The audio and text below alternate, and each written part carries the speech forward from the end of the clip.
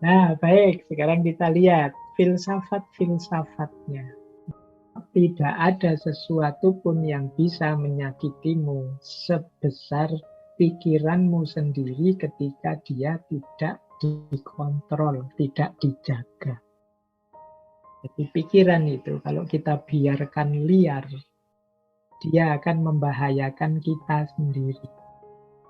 Jadi pikiran itu kalau tidak kita kendalikan, dia bisa jadi senjata makan tuan. Dan nanti ini mungkin dulu pernah saya jelaskan ketika membahas batas nalar. Jadi bagaimana pikiran-pikiran itu harus selalu kita kendalikan. Karena dia bisa ganti menyakiti kita. Bahkan katanya filosof eksistensialis namanya Fyodor Dostoyevsky. Kata beliau, to think too much is a disease. Orang yang terlalu banyak mikir, hakikatnya dia sebenarnya seperti orang yang terkena penyakit. Jadi ini berarti mikir berlebihan itu ya penyakit, harus disembuhkan. Kita harus bisa ngontrol pikiran, jangan sampai kita yang dikontrol oleh pikiran. Ini coba nanti direnungi oleh teman-teman. Bagaimana kita bisa ngontrol pikiran kita, bukan kita yang dikontrol oleh pikiran kita.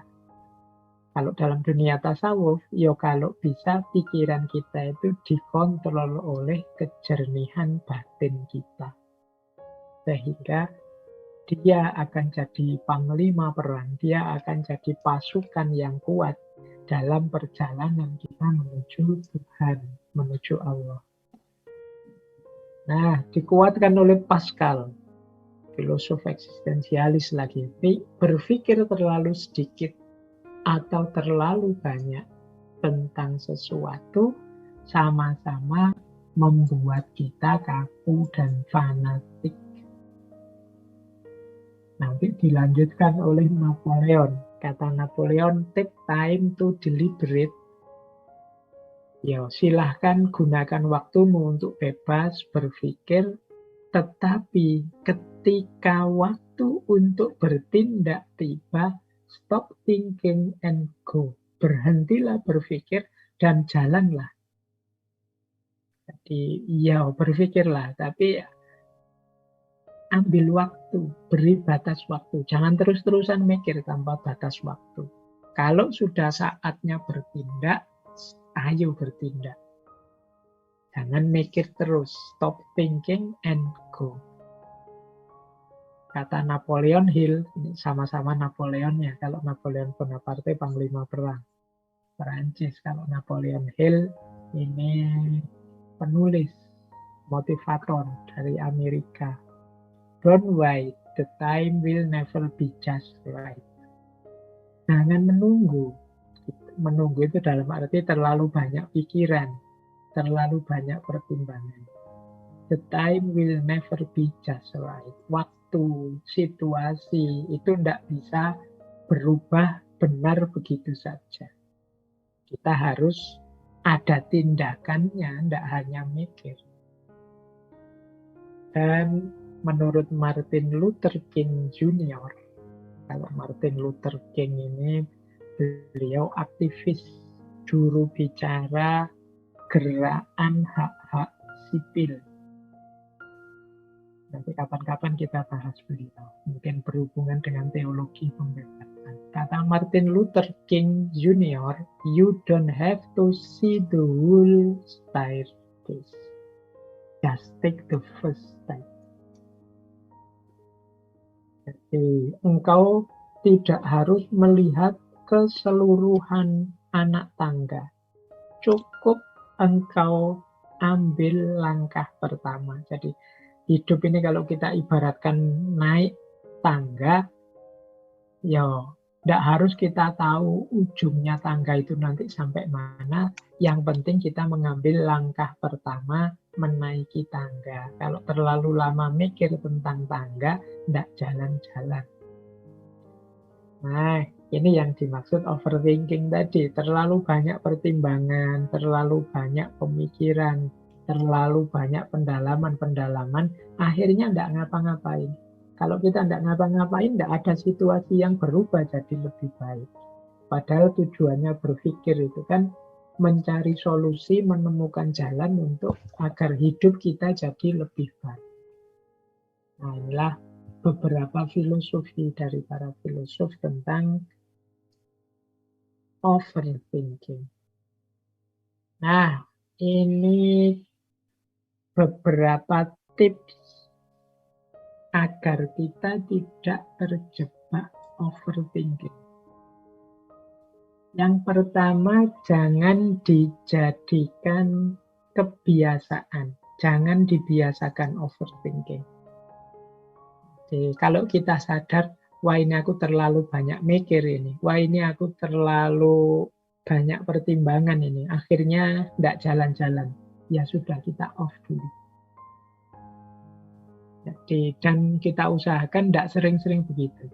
Karena kalau jadi kebiasaan, nanti ada apa-apa sedikit kita overthinking. Ada apa-apa sedikit kita overthinking.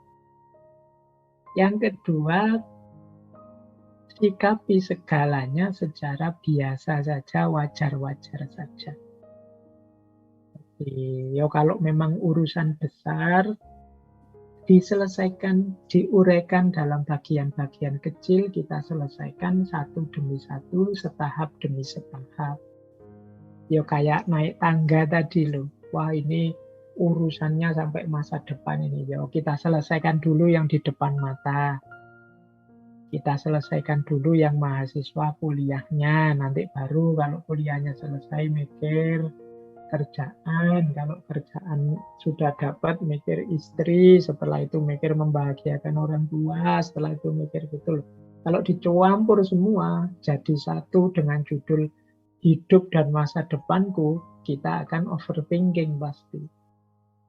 Nah, yuk diawali pelan-pelan saja, setahap-setahap saja. Ada kalanya penting bagi kita untuk mengambil sudut pandang yang baru. Kadang-kadang memang perspektif tertentu itu membuat masalah-masalah baru. Nah, sehingga pikiran kita tidak selesai-selesai, muter bulet di situ. Nah, itu kadang-kadang kita perlu menarik diri. Sudahlah, saya pandang secara berbeda. Nyari cara pandang baru yang lebih segar terhadap masalah ini. Misalnya urusan kuliah. Teman-teman mungkin ada yang terancam DO. Sudah semester 13, besok 14, proposal saja belum, dan kita gelisah di situ mati-matian. Waduh ini hancur duniaku, masa depanku rusak. Nah itu karena mikirnya mungkin hanya dari sudut pandang kuliah yang ke DO. Tapi mungkin kalau kita keluar sebentar, melihatnya dari perspektif berbeda, bisa jadi kita tidak segalau itu. Mungkin, oh iya ya, wong yo banyak kok orang itu yang tidak lulus kuliah tapi sukses. Ada juga yang ke DO tapi terus berhasil di bidangnya. Ada juga yang, nah ini sudut pandang baru namanya. Ya, mungkin kita menemukan solusi dari situ, tidak dari perspektif awal tadi yang membuat kita panik. Diputus pacar misalnya, wah kita gelisah gimana biar dia tidak mutus aku, gimana biar dia tetap bersamaku, gimana biar kita stres mati-matian. Mungkin kita tidak nemu jalan sudah kalau bareng dia. Nah, tapi dari sudut pandang yang berbeda mungkin jadi lebih positif. Alhamdulillah aku bisa konsentrasi kuliah. Lebih baik aku sekarang bisa nambah ibadah dan lain sebagainya. Ini namanya sudut pandang yang baru.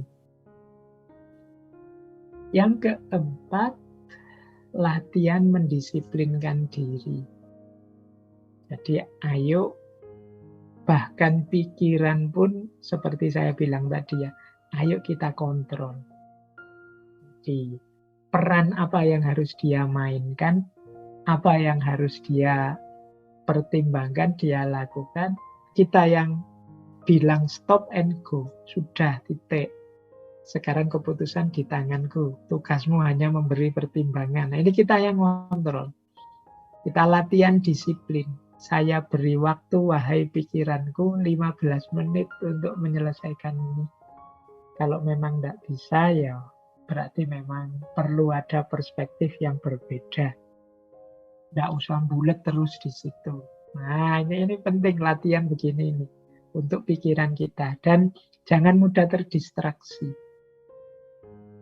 Jangan mudah tertarik perhatian pada fokus yang lain. Ini yang saya pikirkan hanya aspek ininya saja. Nanti aspek yang lain nanti dulu. Kalau yang ini selesai atau yang ini buntu, baru ganti ke aspek yang lain. Ini namanya latihan disiplin dalam berpikir.